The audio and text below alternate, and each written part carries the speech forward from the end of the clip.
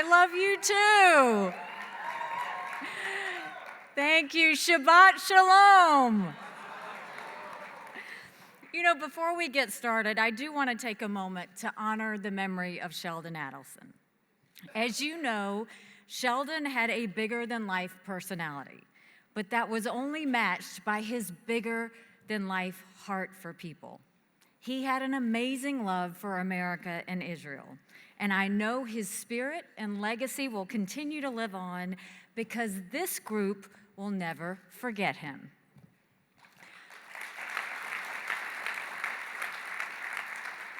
It's great to be here with the Republican Jewish Coalition. You know, I love that the RJC just gets it. All you have to do is look at the lineup this weekend to know that. And y'all know not every Jewish group is the best when it comes to politics.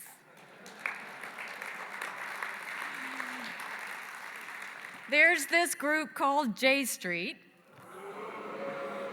What's up with them? I've seen that when the Palestinian President Abbas goes to the United Nations to give one of his standard Israel-bashing speeches, the head of J Street is there giving Abbas a great big hug. And supposedly, they're supposed to be a pro-Israel organization. I will never understand that. And then there's Aipac. Now, Aipac, you can clap for Aipac. Now, Aipac is different. I do love Aipac. It is genuinely pro-Israel, and it does a lot of great things. I have spoken at Aipac events many times, and they've always been unbelievably supportive to me. It's unthinkable that a Democratic member of Congress called Aipac a hate group, and that Democratic presidential candidates refuse to speak at Aipac. It's absolutely outrageous. But there's one thing I don't get about Aipac. And I'm not saying anything to you that I have not said to their leadership. Why do they invite politicians to their conference who strongly support the Iran nuclear deal?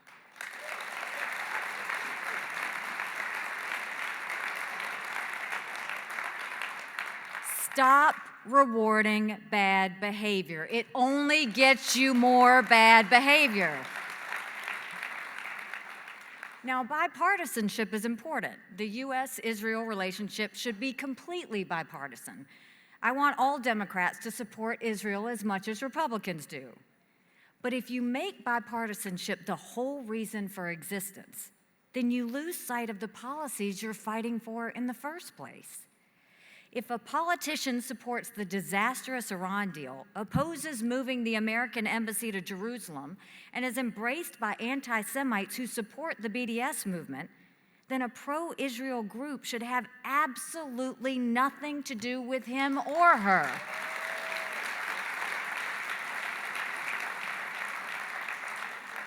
But that's why it's such a pleasure to be here with you. I love being with people who get it. And y'all know me. I'm not one to hold back from saying what I think. You know, they realize that at the United Nations. I spoke truth to power. It's what I do. It's what we should all do. Life is easier when you tell the truth. It was the honor of a lifetime to represent America at the UN and defend the country I love so very much, even if it was a forum where America is often disrespected. But part of that disrespect comes from the nature of the UN itself. The other part is what we've brought upon ourselves. Take Cuba, for example. Every year, the UN has a vote that denounces America for the conditions in Cuba.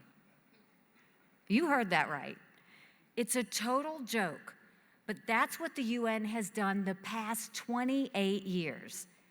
Shockingly, in the last year of the Obama administration, when President Obama was making nice with the Castro dictatorship, the U.S. actually abstained on the UN vote denouncing America.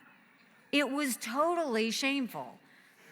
The point is this: at the UN and in international relations generally, you can't expect the rest of the world to respect you if you don't respect yourself. This embarrassing abstention was unfortunately not just limited to Cuba. In President Obama's closing days, the UN Security Council took up Resolution 2334. You remember it. It was an anti-Israel wish list. It declared illegal all Israeli activity in all territory that changed hands in 1967, including the Jewish quarter of Jerusalem's Old City and the holiest Jewish site. In a breathtaking betrayal, the Obama administration abstained on Resolution 2334 and allowed it to pass. When I got to the UN, I found out what really happened.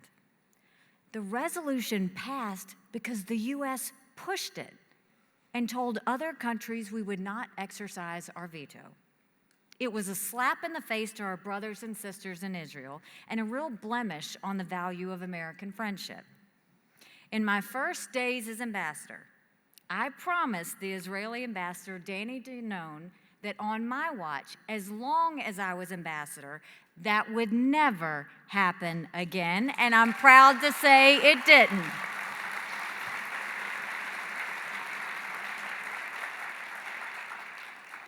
Almost 1 year to the day after Resolution 2334 passed, the UN tried to condemn America's decision to move our embassy to Jerusalem. I had the distinct honor of casting the United States veto. We didn't have any friends join us in that fight, but I didn't care if I was standing alone.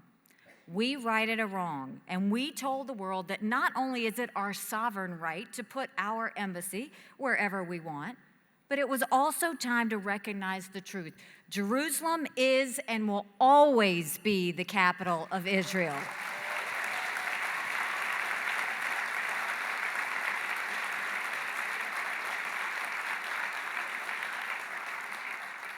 That was truly a great day at the UN. There were some other fun days at the UN as well. In the history of the UN, there have been over 600 resolutions condemning Israel. Not one had ever acknowledged, let alone condemned, Hamas. We changed that too. For the first time, we convinced a majority of nations to condemn Hamas for the terrorist group it is.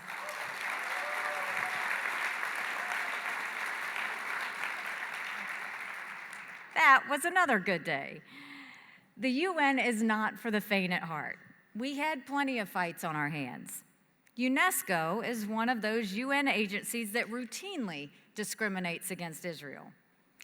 One day they decided to designate the Tomb of the Patriarchs, another one of Judaism's holiest sites, as a, get this, Palestinian heritage site in need of protection from Israel. I had heard enough. We withdrew from UNESCO, and we took the checkbook with us and stopped paying for it. That was another good day.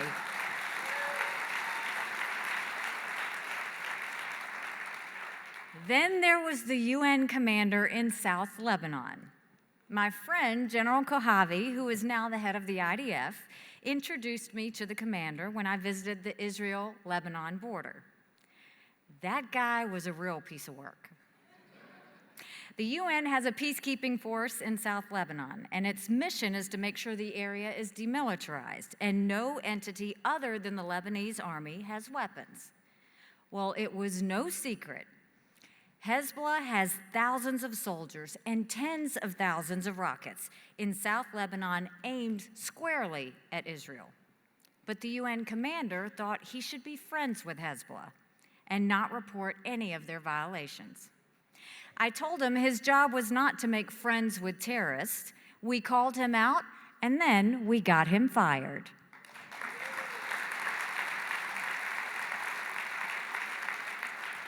That was another fun day at the UN. But there were some bad days at the UN too. It can be a very frustrating place. One of the most frustrating things was dealing with the UN Human Rights Council.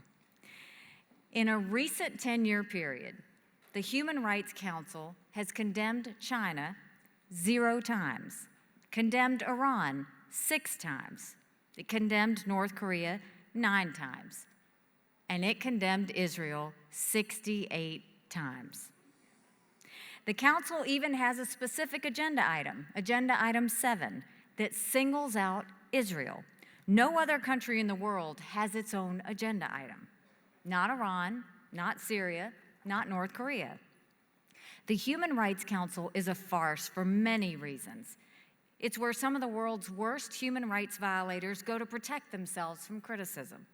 China, Russia, Pakistan, Venezuela, Cuba, all are members in good standing today in the UN Human Rights Council. The hypocrisy was so blatant, so we called them out too. We could have just gotten out day one, but I didn't think that gave the situation justice. I wanted to prove a point. I wanted to reach out to other pro-human rights countries and see if we could actually fix it. I went to the council's headquarters in Geneva. I made a simple proposal. I said we needed to do 2 things. One, we needed to vet the human rights records of countries to keep the worst abusers off of the council. And 2, we needed to get rid of agenda item 7 targeting Israel. Without those changes, I said, the U.S. would abandon its seat on the council. This fight became a story of how hopelessly biased the UN system is. We spoke with over 100 countries. They all knew the council had become an embarrassment. They said so in private. But when push came to shove, very few were willing to rock the boat. They all talk a good game about human rights, but the sad truth is, it just wasn't a priority for them. In the end, the biggest argument was keeping us, bless you, in America, was that America was the last shred of credibility that the council had. That was all I needed to hear. We withdrew from the Human Rights Council, and we never looked back.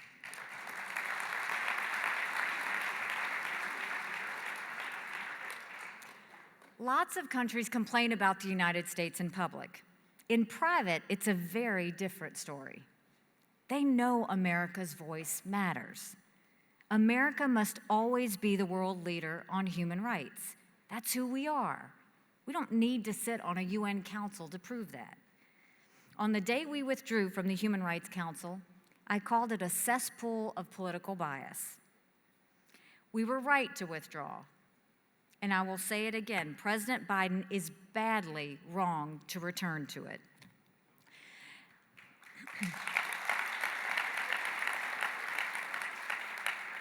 But in all of this, I stumbled upon a genuine love for Israel and America's pro-Israel community.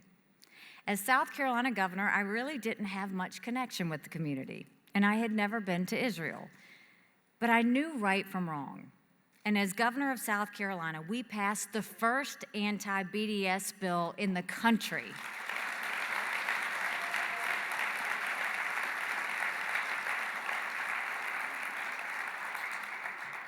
I was very proud of it, but it was a no-brainer, and it was just common sense.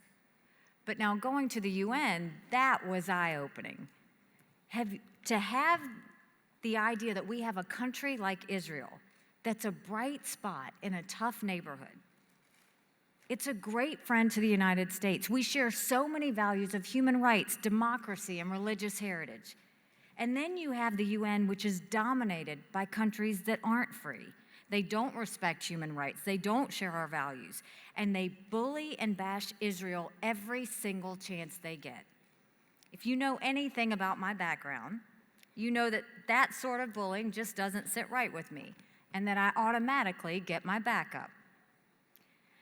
The response and support from this community has truly been overwhelming.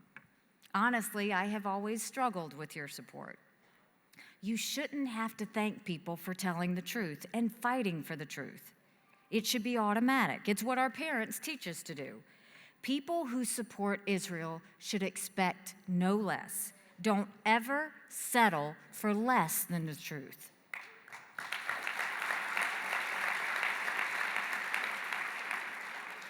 President Trump's record in the Middle East was truly remarkable. From Jerusalem to the Golan Heights, from getting out of the Iran deal to getting into the Abraham Accords, the accomplishments were historic. But now, with Joe Biden and Kamala Harris in the White House, we're in a much different place. Our pro-Israel friends in the Democratic Party, and thankfully there's still a few of them, they insist that Biden is not as bad as Bernie Sanders and the squad.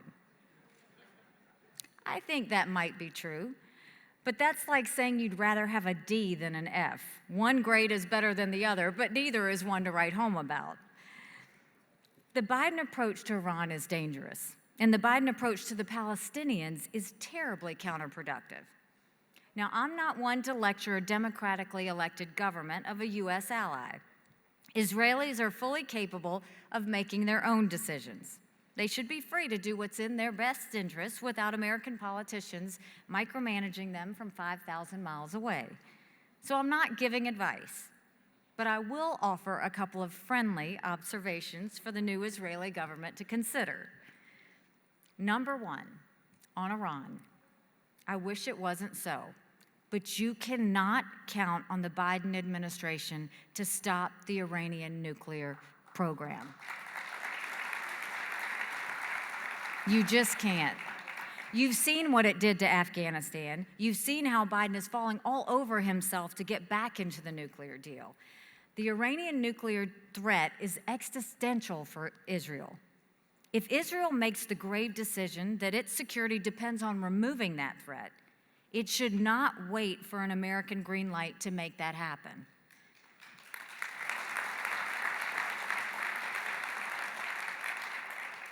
Yes, Israel would be viciously criticized at the United Nations, in the European councils, and in the worldwide media. But so what? In matters of life and death, it is better to be strong and criticized than weak and ignored.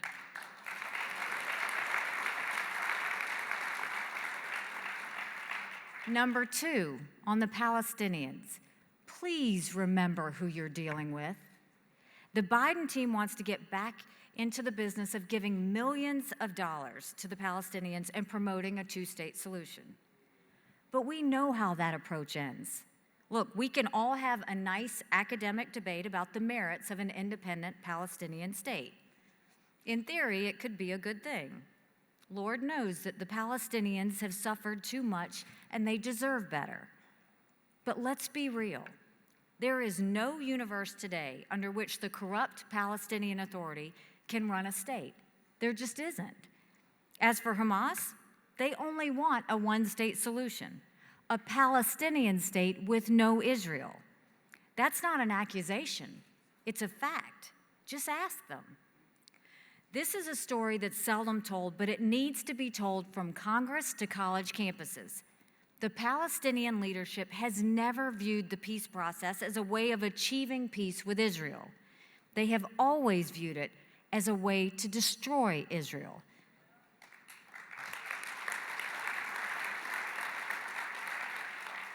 How else can you explain the fact that Israel has accepted two-state solutions multiple times, only to be rejected by the Palestinians every time and followed by violence?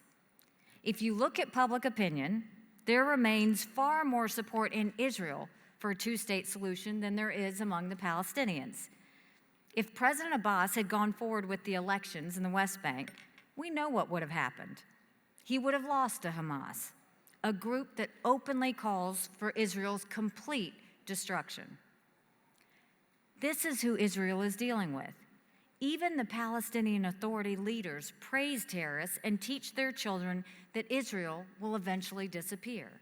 They are not a partner for peace.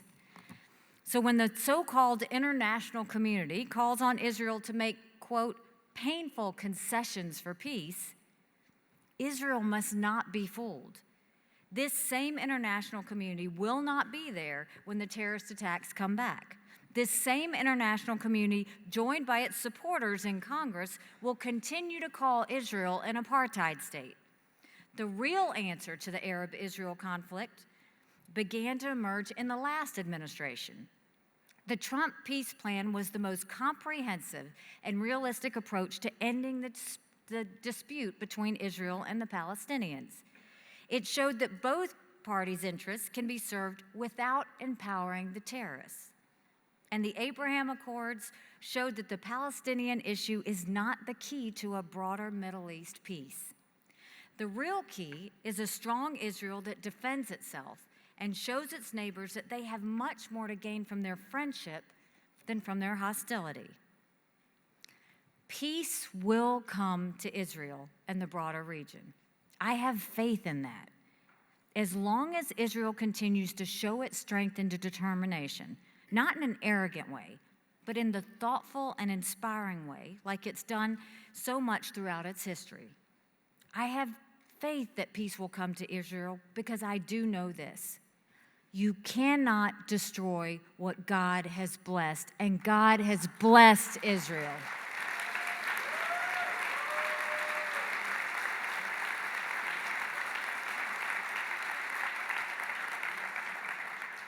For those of us in this room, we have a lot more work to do. We've got the midterm elections next year where the stakes couldn't be higher. Those elections are about whether we stop socialism, defend our border, return to fiscal sanity, and end the liberal indoctrination in our schools. And yes, they are also about standing strong for our best ally in the Middle East. So I hope you will join me in fighting for victory in 2022. And to my friends at the UN who may be watching, I've got my eyes on you. Don't make me show up, because I will.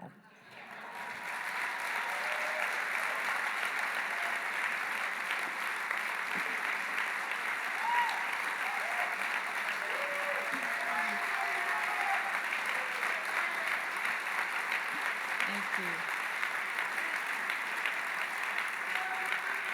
I love you too. Thank you. For all of you who continue to fight alongside me and show me amazing support, I know I'm too young to stop fighting. My promise to you is this: I will always be the loud and proud ambassador in support of United States and Israel. Thank you for having me here today. God bless you. I love you. And we'll continue to fight.